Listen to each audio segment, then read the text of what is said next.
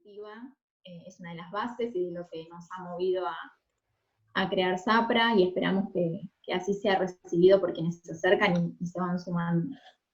Este es el primer encuentro que tenemos, y bueno, tenemos el gusto de presentarles a Paula Ciberino. Ella es doctora en Derecho por la Universidad de Buenos Aires y miembro del Comité Internacional de Bioética de la UNESCO.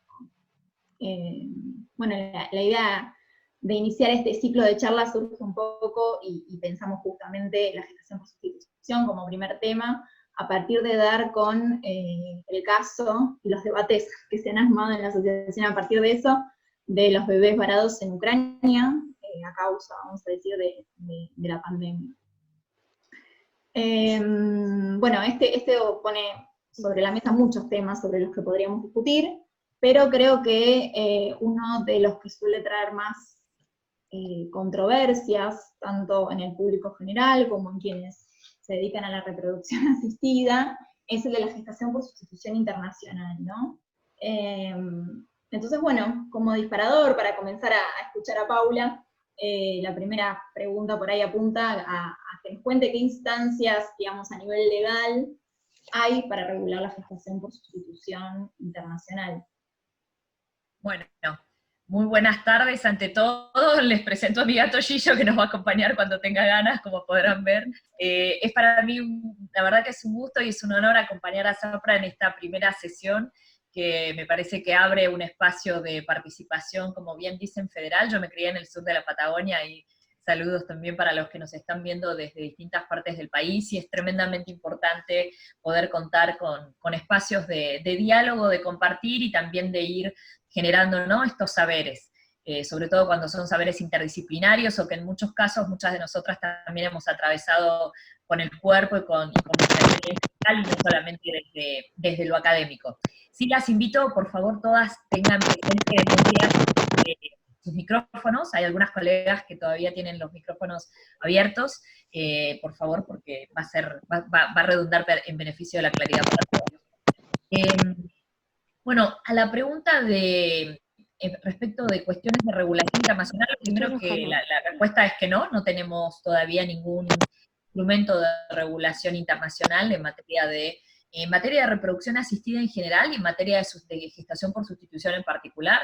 Se está discutiendo todavía a nivel de lo que es la Organización de Derecho Internacional Privado Internacional, en la Haya. Han habido ya varias reuniones en materia específica de pensar algún instrumento de regulación en términos de gestación por sustitución, pero bueno, todavía están ahí discutiendo. Eso es hasta donde tengo conocimiento, lo más lejos que se ha llegado todavía en materia de un esfuerzo internacional, va a venir por ese lado. Han habido, sí, algunos documentos que se han estado trabajando ahora en el 2018, entre el 2018 y el 2019, y en el comité que integro, que es el Comité Internacional de Bioética de UNESCO, nosotros somos 36 expertos a nivel mundial. Yo ocupo una de las 5 sillas por América Latina y el Caribe. Tenemos un mandato de 4 años renovable.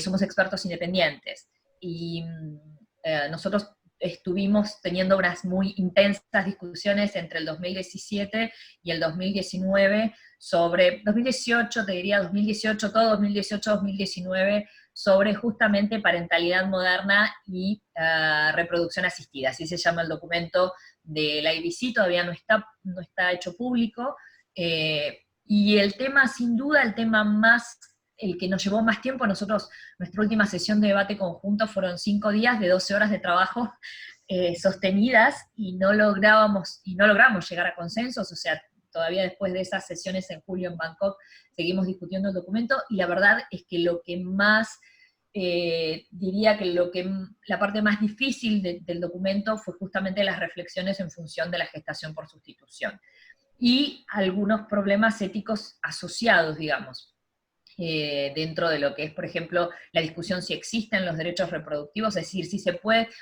Obviamente yo soy la representante feminista y de derechos LGTB, y también digamos un poco de la visión desde los derechos de las personas con discapacidad en el comité, con lo cual claramente mi posición fue bregar porque sí existen, pero más allá de que cuando hablamos de reproducción asistida en materia de derechos humanos lo hacemos dentro de este paraguas que son los derechos sexuales y reproductivos, que arrancan con la Declaración del Cairo, ahí por el 94, y después se han ido, tenemos la Declaración Universal de Bioética y Derechos Humanos, la Declaración de Derechos Humanos y Genoma Humano, y los documentos vinculados con derechos de las mujeres.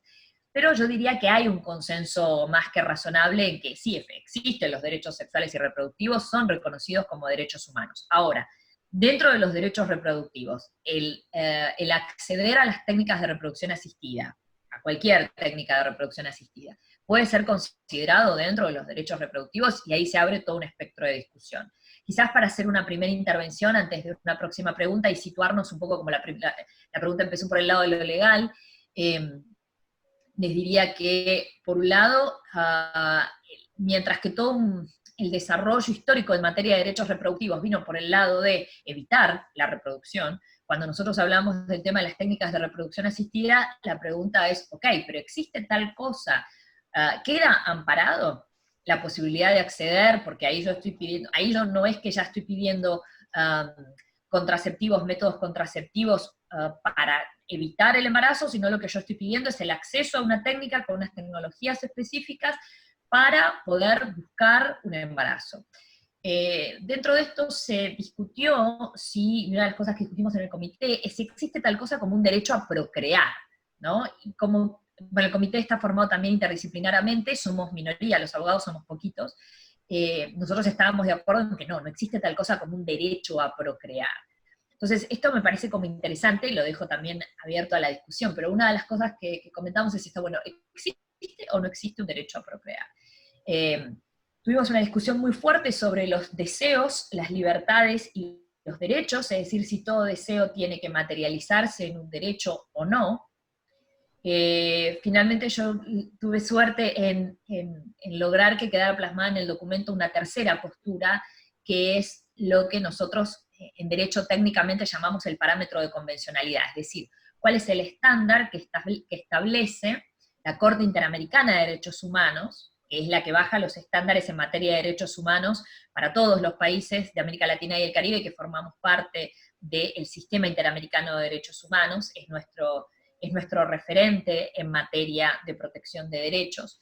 Y la Corte Interamericana tiene una sentencia muy bonita que, si las que trabajan en reproducción se las recomiendo, que se llama Artavia Murillo y otros versus Costa Rica, en la cual lo que dice la Corte son dos cosas, dice muchas, pero dice dos o tres que son muy pertinentes para lo que estamos conversando. La primera es que existe un derecho a acceder a los adelantos de la ciencia y la tecnología en materia, y esto aplica en materia reproductiva. Es decir, no es que hay un derecho a embarazarse, no es que hay un derecho a procrear, el derecho a formar una familia, por lo menos hasta donde no hay un consenso en que el derecho a formar una familia contemple tal cosa como un derecho a procrear, porque exigiría que existiera un producto, es decir, tratar al niño, a la niña, al infante que nace de esta práctica como el producto buscado, y eso implicaría una instrumentalización muy difícil de sostener éticamente. Por lo menos digamos desde la deontología de los derechos humanos, que pone la dignidad como base central del sistema. Pero lo que sí existe es este derecho a acceder a los adelantos de la ciencia y la tecnología para buscar, en este caso, poder formar una familia. Y esto está reconocido, como les decía, en esta sentencia Artavia Murillo. Hay otras cuestiones que están en la sentencia, que si quieren después las conversamos, pero que va un poco más atrás, digamos, porque aunque no digamos, las técnicas de reproducción asistida ya llevan como 30, 40 y tantos años vigentes, y sin embargo todavía hoy seguimos discutiendo el estatuto ontológico del embrión, es decir, si es que yo puedo formar, ¿no es cierto?, hacer un embrión extracorpóreo y esto es legal, o lo que yo estoy haciendo es un genocidio en masa. Todavía hoy sigue discutiéndose esto, entre otras cosas, ¿no? Entonces está muy lejos de ser discusiones, digamos ya por el tiempo del que lleva como discusión académica y como práctica la reproducción asistida, en foros internacionales al menos está muy lejos de ser una discusión olvidada. Y les diría que el Foro Nacional en Argentina tampoco. Nosotros no tenemos una ley de reproducción asistida, lo que tenemos es una ley de acceso a técnicas de reproducción asistida, que es diferente.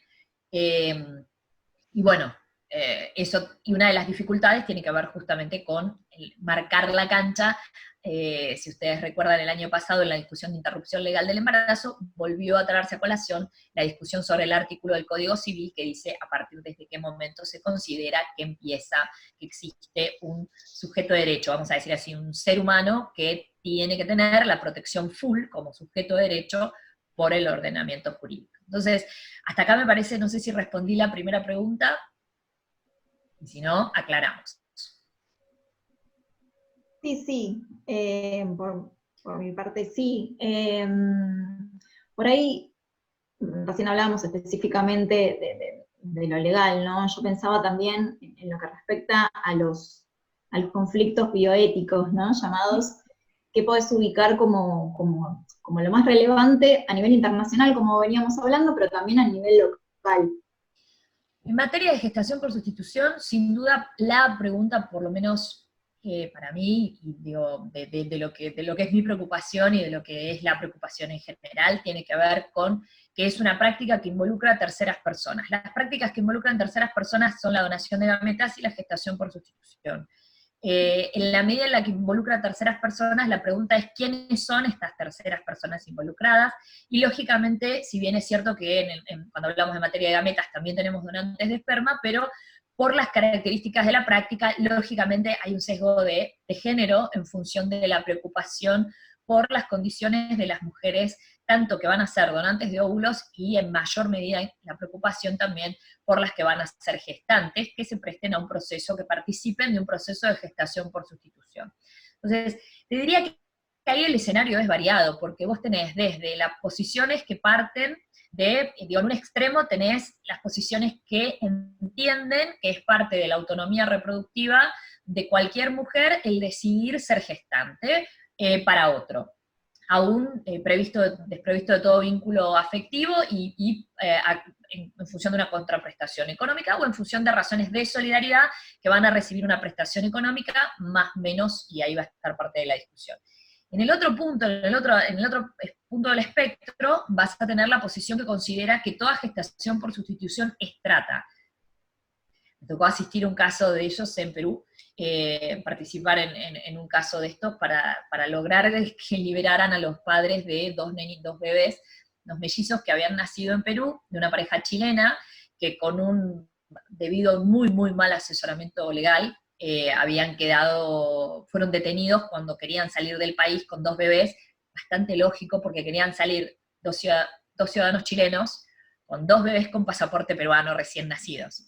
O sea, ese tipo de cosas no se hacen, ¿verdad? Entonces, bueno, debido a un poco la falta de ellos, me imagino que presos del entusiasmo y de los nervios y de todo lo que implica finalmente después de tantos años haber logrado un embarazo y poder conocer a sus hijos y demás, bueno, no cubrieron la parte legal, estuvieron presos, literal, presos, los chicos institucionalizados, estuvieron un mes hasta que logramos que la jueza aceptara el análisis de ADN, y con el análisis de ADN, como afortunadamente el comitente varón era el padre biológico de los mellizos, entonces le dieron la posibilidad de seguir el juicio fuera de la cárcel, descarcelarlos, pero por supuesto que siguen procesados, ¿no? Y digamos, fue muy, muy, muy complejo todo ese proceso. Entonces, en una punta tenés esta visión, ¿no? Que entiende que toda gestación por sustitución es trata.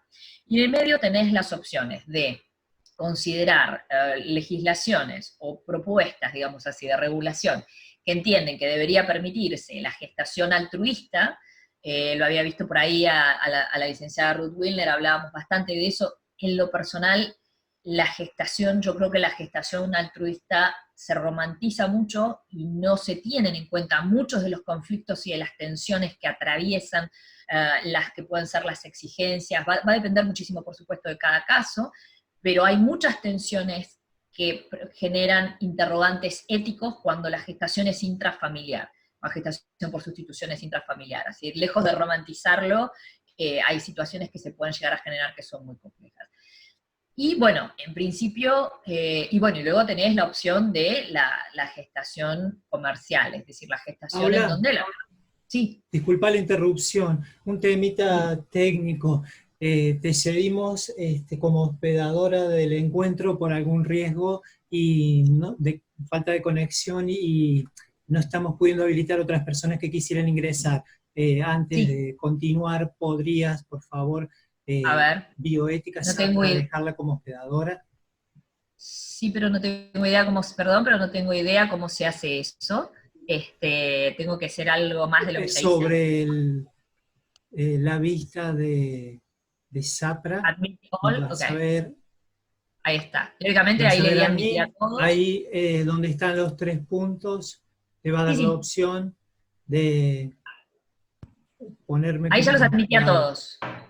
Perfecto, muchísimas gracias. Si No, por querés favor. dejarme como hospedadora, así no volvemos a molestar. Dale. Sí, así, porque viste, a esta edad después mantener el hilo tiene sus dificultades. Disculpas, ¿eh? No, por favor. Ahí vamos todos aprendiendo sobre la marcha con esto de las cuestiones electrónicas. Les decía, entonces, digamos, este es un poco el escenario, ¿no es cierto? Este es un poco el escenario. En la mayoría de los países, Argentina incluido, la gestación por sustitución es una práctica legal no regulada. Eso quiere decir que es legal realizar la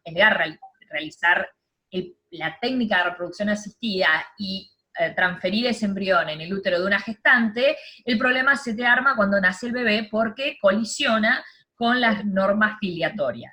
Y ahí es donde, como la filiación va a estar establecida por una serie de presunciones legales, solamente va a ser un juez el que va a poder desvirtuar esa presunción legal para poder establecer la filiación de los padres comitentes, ¿no?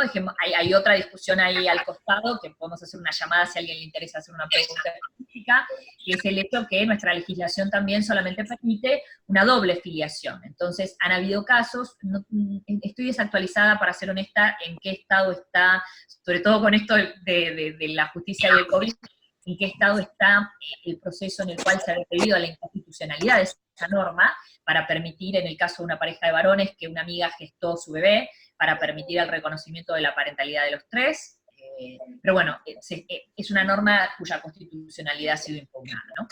Volviendo entonces a las cuestiones éticas. Sin duda la preocupación por la explotación creo que es la principal preocupación ética en materia de gestación subrogada. Uno hace... ¿Por qué?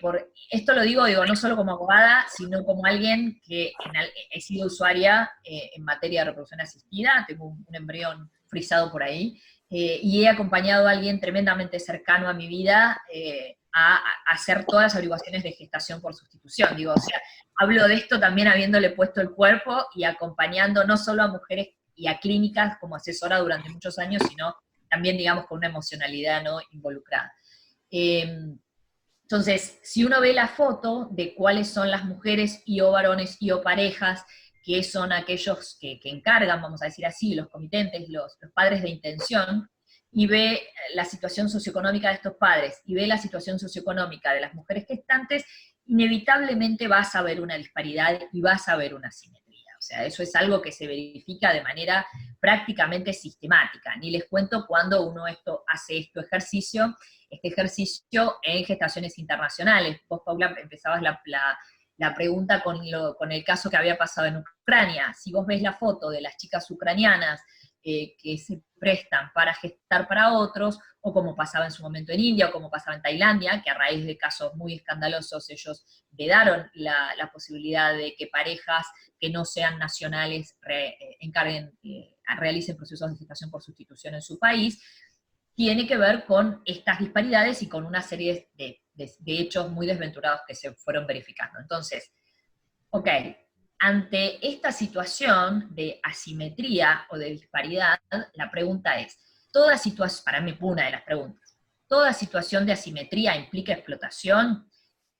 Yo diría que no, pero en lo personal, desde el punto de vista ético, yo sí parto de la presunción de la explotación. Es decir, vos tenés que tener una serie de chequeos lo suficientemente estrictos, en la medida de lo posible deberían ser independientes a la clínica, la práctica, por lo menos en nuestro país, es que la clínica sea, o profesionales vinculados directamente de manera casi les diría contractual, exclusiva con la clínica, sean las que, por favor, muteen los micrófonos. ¡Ay, la veo a Fabiana! Sean los que realizan estos chequeos, es decir, los chequeos socioambientales, los chequeos clínicos, ¿no es cierto?, el chequeo psicológico, para ver si la gestante es apta o no es apta. Idealmente tendría que ser un comité de bioética o una entidad externa porque la clínica tiene un claro conflicto, o puede, digamos, vamos a ver, y sí hay un claro conflicto de intereses, si es la propia clínica donde se va a realizar el procedimiento, y son los profesionales que intervienen en ese procedimiento, los que le suben el dedo o le bajan el dedo, yo podría decir que en principio habría un conflicto de intereses, y que sería más transparente, o que sería más tutelar, si hubiera alguna suerte de chequeo externo, para mínimamente verificar el cumplimiento de estas condiciones. No necesariamente para que lo realicen, pero sí para hacer una suerte mínimamente de contralor de estos informes, por ejemplo. Por eso es que yo creo que se tiene que partir de la presunción de la explotación, porque es una práctica que genera la suficiente cantidad de dudas éticas como para tener la carga, diríamos en derecho, tener la carga de probar que efectivamente esta mujer que está gestando lo está haciendo sin correr ningún riesgo, sin que la contraprestación, nosotros usamos el término de que sea un acto económicamente neutro, es decir, que no sea una prestación económica de una entidad tal que por sí determine el procedimiento, que verdaderamente exista una voluntad altruista, como existen muchas mujeres, y muchas de ustedes colegas que son psicólogas, me lo han manifestado en muchas ocasiones. Efectivamente las mujeres que entrevistamos tienen una auténtica vocación altruista de acompañar a esta pareja o a esta persona en este proceso de lograr formar una familia. Entonces, para mí, como les digo, yo creo, o sea, yo no soy partidaria de prohibirlo, per se, es decir, yo creo que sí, que tendría que ser una práctica que esté permitida, pero sí debería estar fuertemente regulada y controlada. Por eso es que yo digo, bueno, tenemos que partir del supuesto que hay explotación y tenemos la carga de la prueba de probar que no, que esta mujer está, digamos, con todas estas condiciones de protección y de una libertad en su consentimiento real, ¿no? No solamente que nos gustaría que así fuera, sino que efectivamente en la práctica esta situación de libertad se verifica.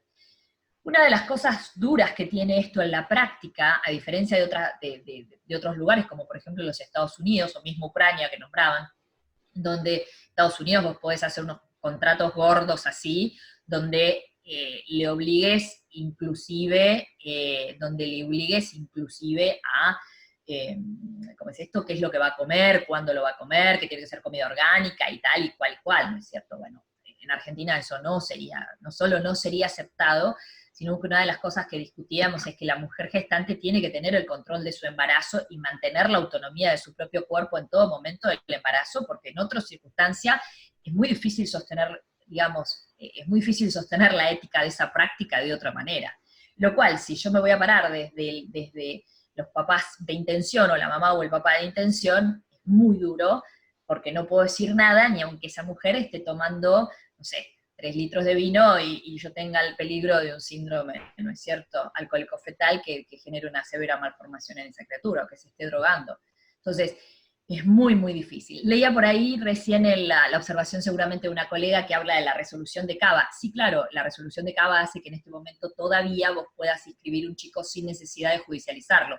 Pero ojo, esto no es porque es una resolución del registro civil, porque sería inconstitucional si fuera así. Esto es porque hubo un proceso judicial donde un juez dio el ok a una medida amplia de un amparo, en el cual se pidió una medida de alcance general, y en función de que está vigente esa medida cautelar, es que se puedan realizar las inscripciones, no porque lo pudiera decidir exclusivamente el registro civil. Con lo cual sí hay una decisión judicial de fondo. Lo que pasa es que, bueno, mientras esa cautelar esté vigente, si la criatura nace en Capital Federal, efectivamente se puede hacer el registro de manera inmediata, mientras eso esté vigente. Entonces, bueno, me parece que estaría piola escuchar por ahí algunas, yo creo que ya hablé bastante, escuchar algunas preguntas más o alguna cuestión que quieras, porque podremos hablar sobre 1000 cosas, pero como para orientarlo hacia donde estén las inquietudes, quizás. Sí, acá una de las primeras preguntas que apareció rondaba en torno a cómo entendés un poco la complejidad que implica la gestación altruista cuando se da en el ámbito intrafamiliar. Mira, eso creo que están en condiciones las ustedes que son psicólogas de verlo y de haberlo verificado en la práctica más que yo. Por un lado, de mis conversaciones con psicólogas amigas que trabajan en reproducción asistida, y por otro lado, por mis propias conversaciones familiares. Tanto de donación de óvulos como de reproducción asistida. es muy complejo. Por un lado, porque podés tener, porque como ustedes saben mejor que yo, digamos, las tensiones que se producen en los esquemas familiares que tienen que ver con la toxicidad o no de esos vínculos, con el, ¿cómo sería la palabra? Con el ascendiente o no que tenga, por ejemplo, una madre y el reclamo más menos velado que le haga a su hija o a sus hijas. ¿Qué pasa si yo tengo una hermana que puede gestar, otra que no, porque tuvo un cáncer, y no, la miro con ojitos, ay, pero, y vos no me harías tan feliz, y va llorando por los rincones porque no puede gestar, y de repente la otra hermana ya tuvo sus hijos, está en plan de expansión de su carrera, o se quiere ir a vivir a otro país, y lo último que quiere es pasar otra gestación, o eso pondría en jaque, supongamos que está en pareja, y eso generaría una tensión en su pareja. Entonces, ¿cómo vive esas exigencias? ¿Qué tanta libertad hay en el seno familiar? Va a depender mucho de las dinámicas familiares, va a depender mucho del nivel de salud, digamos, de integración emocional y de centro. Desde ese lugar es una preocupación. Por otra parte, y algo que, por ejemplo, también pasa con el tema de la donación de óvulos, y no sé cuál de las dos es más compleja. Si yo dono un óvulo de un bebé que va a parir mi hermana, esa criatura cuando nazca, que va a ser mi hijo genético y mi sobrino, y seguramente mi ahijada también, si el padre lo reta o la reta de una manera en la que yo no lo haría, yo voy a ser solo la tía, la madrina, o yo en algún momento me voy a poder olvidar que ese chico es mi hijo genético. Y no lo sé. O sea, no es poca cosa. Es muy personal, yo creo que es muy, muy personal cómo cada una va a poder metabolizar eso, ¿no? Yo recuerdo cuando daba clases en la Facultad de Derecho, yo sistemáticamente todos los semestres hacía esta pregunta a mis alumnos, ¿no? Les decía, bueno, supongamos que la mamá de ustedes está internada y ustedes le tienen que buscar la historia clínica, ¿no? Y entonces dice, bueno, hijo, vaya y busque esta carpeta donde están mis antecedentes médicos. Y buscando la carpeta, usted se entera que, y eran dos opciones. Una es que la mamá había tenido una histerectomía antes que él naciera, y por lo tanto, obviamente, la mamá no lo había gestado, era su hijo genético, pero no lo había gestado tercera mujer. Ese era un escenario. El otro escenario era que la mamá tenía fallo ovárico, o lo que fuera, y que la mamá lo había gestado, pero que era hijo genético de otro. 9 de cada 10, todos y cada uno de los años que hice el ejercicio, el 90% elegía ser hijo genético y que no le importaba quién lo hubiera gestado, ¿no? A mí me parecía como un ejercicio muy, muy, muy, muy interesante. Pero te digo, yo creo que la gestación por sustitución intrafamiliar o altruista con amigas o con primas, creo que no tiene que ser romantizada, creo que puede ser una excelente opción en la cual, lógicamente, se haga desde todo el amor y se haga con toda la vocación de poder ayudar a formar este plan familiar, por supuesto que sí, pero que eso no implica descuidar el apoyo a las personas que están interviniendo y que también amerita una entrevista lo suficientemente, digamos, cuidadosa y profunda para entender cuáles son los límites de autonomía que se están manejando en ese proceso y si se han proyectado o si hay una proyección de eventuales posibles conflictos o fantasías sobre esos conflictos, ¿no? Bien. Algunas poquitas preguntas más, por si alguien quiere hacer. Estos son los últimos minutos para poder acercarle preguntas a Paula. Por acá tengo una que dice, ¿en qué puntos habría que detenerse a nivel legal para asegurar que esta explotación de la que hablabas no se dé en la gestación por sustitución? ¿En qué puntos habría que parar? Mira, no sé si decirte que es desde lo legal, en realidad lo que tendrías que tener es un procedimiento, desde lo legal lo que tendrías que tener es una práctica regulada, en primer lugar, y que esa regulación contemple una serie de elementos. Uno de esos elementos, para mí, no tienen por qué coincidir con esto, pero una serie de esos elementos para mí es un veedor externo que chequee que participe y o chequee en el proceso de selección de la gestante. Entonces, esas entrevistas que se hacen tendrían que quedar, no solo, como les decía, no solo en la esfera del marco de la clínica donde se va a generar, sino donde se va a hacer el proceso, sino que tiene que haber un veedor externo, ¿no? Un comité de bioética sería ideal, que auditara que efectivamente existen estos marcos de libertad. El tema de que sea y ahí dentro de eso, lo áspero, digamos, tiene que ver con esto de la retribución económica, es decir, una cosa es una compensación de los gastos, por supuesto la protección que esto tiene que incluir.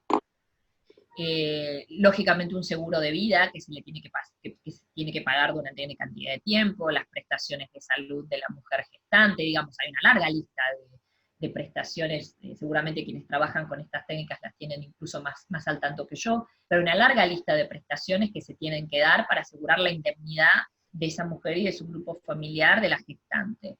Y después, bueno, ¿cuál va a ser el arreglo en materia de que sea una compensación económica apropiada, pero que no represente un incentivo económico que por sí sea la razón para gestar?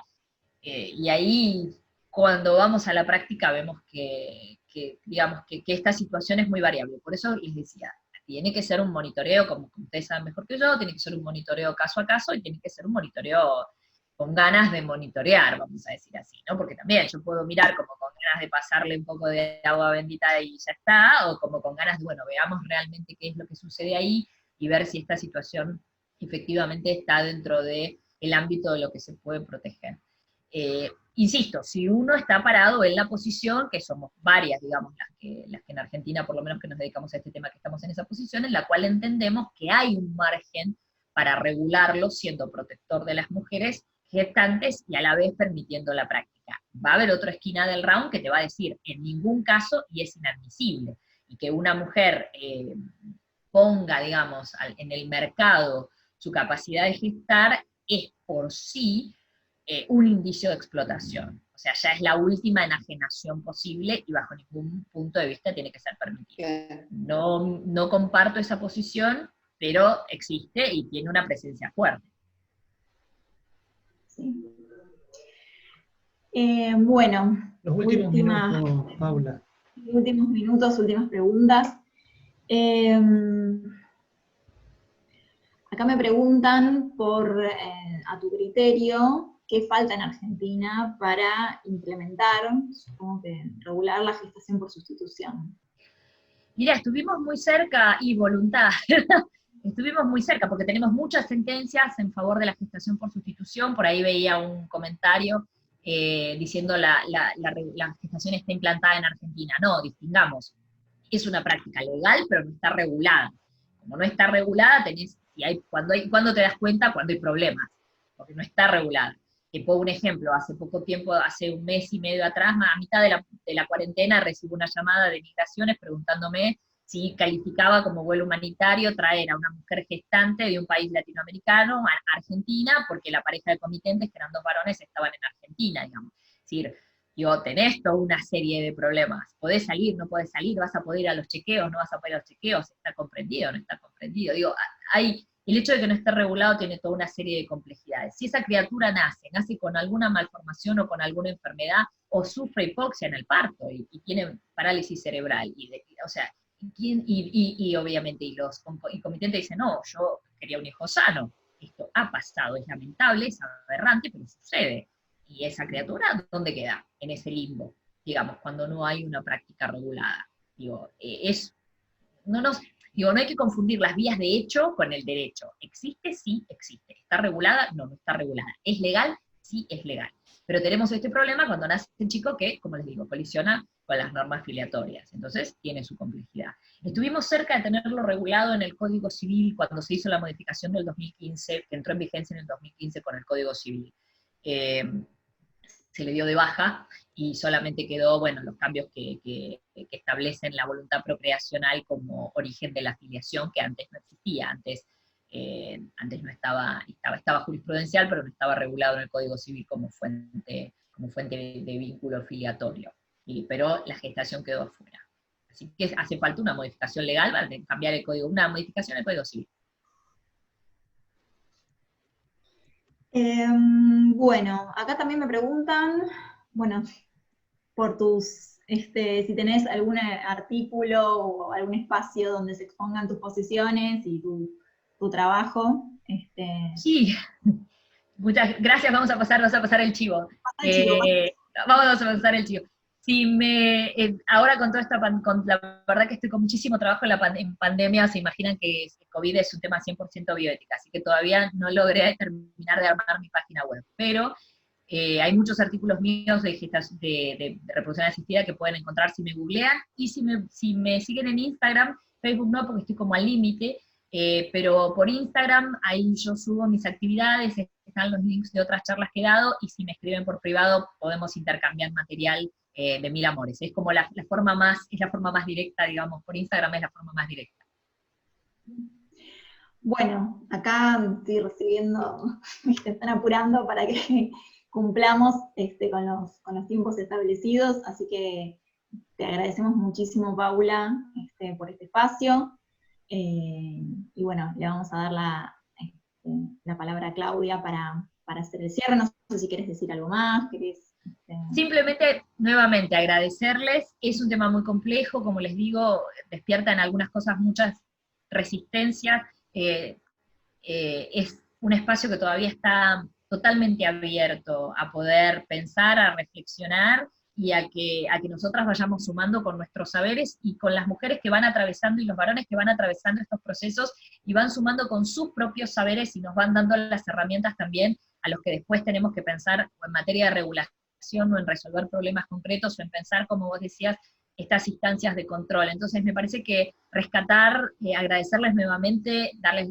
también porque a todas las que nos acompañaron hoy, y rescatar la importancia de estos espacios, porque es un saber que se construye, no es un saber que se construye de arriba para abajo, digamos, es un saber que se construye atravesando estas situaciones, y después cada uno desde el marco de su disciplina, pensando cuáles son las mejores herramientas que puede sumar desde un problema interdisciplinario, para ir acompañando a los varones y mujeres que en distintas partes del espectro van a estar involucrados en algo que cuando nos atraviesa de una manera diferente a la que habíamos planeado, como es el formar una familia, realmente nos pone en crisis, y es algo muy doloroso, y es muchas veces realmente un drama y una situación de máxima sensibilidad y de máxima vulnerabilidad también para las personas que están atravesando el ser padres de intención a través de una gestación por sustitución. Entonces, bueno, nada, simplemente nuevamente agradecerles, y quedo a la orden para lo que venga después. Te agradecemos muchísimo, y bueno, sí, coincidimos plenamente en que para poder construir hay que tomar la palabra y hay que escuchar a otros también. Así que bueno, muchísimas gracias por ser nuestro debut en estos espacios. Así que bueno, Clau. Bueno, mucho se ha dicho. Desde SAPRA, Paula, muchísimas gracias. A la participación de los presentes, nos quedó gente afuera con este pequeño inconveniente que tuvimos, pero lo vamos a poner a disposición en cuanto podamos. Agradecerte la gentileza, porque apenas, fue ese mensajito y dijiste sí. Es importante que en la comunidad, esta comunidad de profesionales, podamos de alguna manera generar espacios de diálogo, de escuchar. Ese es el espíritu de SAPRA, más allá de los marcos teóricos, más allá de las experiencias, las diferentes prácticas. La idea era tener diferentes voces, y bueno, inmediatamente pensé en vos y me parecía que estaba muy bueno. SAPRA te da las gracias, y muchas gracias a todos los presentes. Muchísimas gracias. Muchísimas gracias a ustedes, chicas. Nos encontramos en la próxima. Hasta luego. Por ahí, si querés habilitar la visión, el full screen. Paula, has quedado como operadora, así que vos das finalización. Habilitar la galería, si nos podemos ver todos. Yo tengo el full screen, yo lo tengo ya como full screen. Así que no sé qué más puedo. Habilita si querés los micrófonos, Seba, para que saluden y cierren, no sé cómo gustes. O no lo hace Paula eso. No me hagas hacer cosas. No, Paula quedó como hospedadora, así que ella nos ha hospedado, en realidad, así que la finalización formal, digamos, técnica, la da ella. Bueno, muchísimas gracias a todos. Muchas gracias. Muchísimas gracias. Entonces cierro, ya nos despedimos.